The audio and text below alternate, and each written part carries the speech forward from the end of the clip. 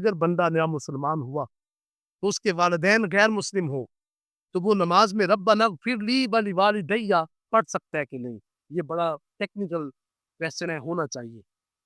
قرآن کریم میں جب ربنا اغفر لی ولوالدی پڑھے گا تو عمل اور ثواب اس کو پہنچے گا جس نے پہلے ایمان کی حالت میں وہ دنیا سے گیا ہے۔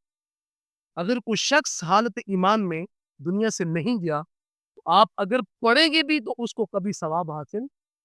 اس بات کو ذہن نشین کیجیے گا کہ دعا کی قبولیت اور اس کو ایصال کرنے کے لیے اس کا مومن ہونا شرط ہے۔ اگر وہ مومن نہیں ہے تو آپ 700 مرتبہ بھی ہاتھ اٹھا کر کے اس کے لیے دعا کریں گے تو اس کے حق میں وہ دعا قبول نہیں ہو سکتی۔ اگر آپ ربنا اغفر لی ولوالدی پڑھ دیتے ہیں، آپ کے والدین ایمان کی حالت میں نہیں گئے، آپ گناہگار نہیں ہوں گے اور ان کو ثواب نہیں پہنچے گا۔ اس کے نہ پہنچنے کی وجہ آقا علیہ الصلوۃ والسلام جو ہے وہ صحیح بخاری کی حدیث مبارکہ ہے۔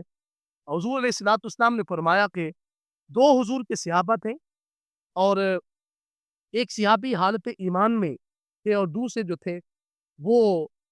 تھے وہ دار اسلام سے خارج ہو چکے تھے۔ تو آقا علیہ الصلوۃ والتسلیم جو ہے وہ بلکہ ان کے والد جو تھے وہ حالت ایمان میں نہیں تھے۔ آقا علیہ الصلوۃ والسلام نے دونوں کو اپنے پاس بلایا اور اس شخص نے 100 اونٹ چھوڑے ہوئے اور دونوں بیٹوں کو وہ 50-50 اونٹ مل چکے تھے۔ آقا علیہ الصلوۃ والسلام نے پوچھا کہ یہ اونٹ آپ کیسے تقسیم کرو گے؟ ایک نے کہا کہ میں اپنے باپ کے لیے دوں گا، دوسرے نے کہا کہ میں نہیں دوں گا۔ آپ نے صلی اللہ علیہ وسلم پوچھا کیوں نہیں دو گے؟ عرض کی حضور اس لیے نہیں دوں گا، میرا باپ آپ کی محبت میں نہیں فوت ہوا، وہ حالت ایمان میں نہیں مرا، اس لیے میں اس کو جو ہے وہ ایصال ثواب کیوں کروں؟ میرا آقا علیہ الصلوۃ والسلام نے فرمایا جی جو یہ کہتا ہے سچ کہتا ہے۔ حضور فرماتے ہیں کہ اس کے اونٹوں کا ثواب تب پہنچتا جب اس کا باپ میرے اوپر ایمان لا کر کے جاتا۔ تو آپ کروڑوں اونٹ بھی اگر ذبح کر کے والدین کو ایصال ثواب کریں تو نہیں پہنچیں گے۔ کیوں؟ جب تک کہ آپ کا باپ حالت ایمان میں دنیا سے نہیں گیا۔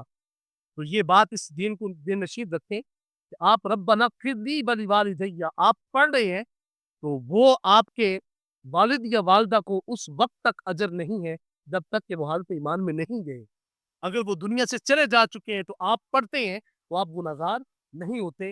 ہاں آپ گناہگار تب ہوں گے جب آپ ان کی قبر پہ جا کے کہیں گے کہ اے مالک یہ دنیا سے گئے، اب ان کے لیے دعا کر رہے ہیں۔ آقا علیہ الصلوۃ والسلام کو اس حوالے سے منع کر دیا گیا تو میں حبیب جس نے تیرا کلمہ نہیں پڑھا آپ نے ان کے لیے اپنے ہاتھوں کو کھڑا نہیں کرنا۔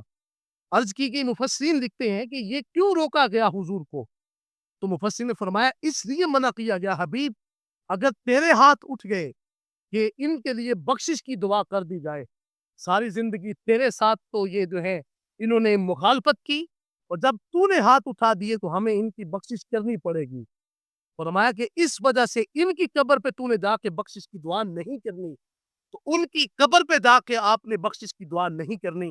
مومن کی قبر پہ جا کے آپ نے کہنا ہے کہ مالک یہ تیرا نیک بندہ ہے، اگر اس کی بخشش ہو گئی ہے تو اس کے صدقے سے ہمارے گناہوں کا بھی کفارہ ہو جا۔ اللہ ہمیں عمل کی توفیق سے مالا مال کرے۔